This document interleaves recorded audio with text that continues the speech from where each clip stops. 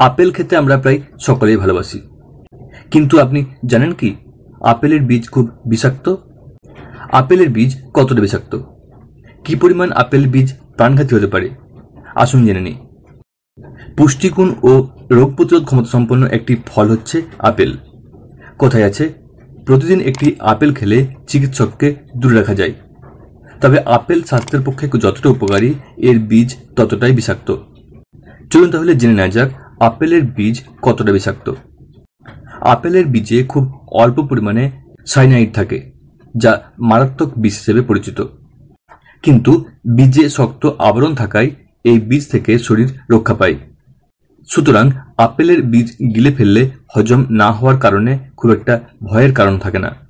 কিন্তু আপেলের বীজে কামড় বা চিবিয়ে খেলে বীজের ভেতরে থাকা রাসায়নিক ক্ষতির কারণ হতে পারে।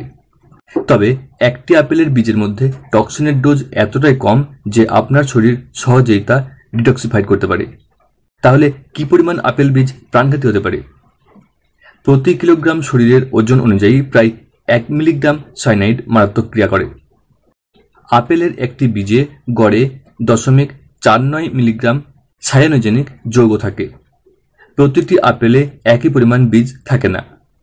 8টি বীজযুক্ত একটি আপেলে প্রায় 3.92 মিলিগ্রাম সায়ানাইড থাকে। সেই হিসাবে 70 কেজি ওজনের কোনো ব্যক্তি কমপক্ষে 143টি বীজ চিবিয়ে খেলে সেটা হবে তার জন্য নিশ্চিত মৃত্যুর কারণ। এজন্য লাগবে প্রায় 18টি আপেল। তবে শিশুরা একসঙ্গে 4-5টি আপেলের বীজ চিবিয়ে খেলে পরিণতি হতে পারে মারাত্মক। শিশুদের ওজন কম থাকায় সায়ানাইডের বিষে মৃত্যু পর্যন্ত হতে পারে। আর সে কারণেই বীজ ফেলে দিয়ে তবেই শিশুদেরকে আপেল খেতে দেওয়া হয়। তাহলে দর্শক বন্ধু, সাবধান থাকুন আপেল খাওয়ার সময়, বীজ যেন না খাওয়া যায়।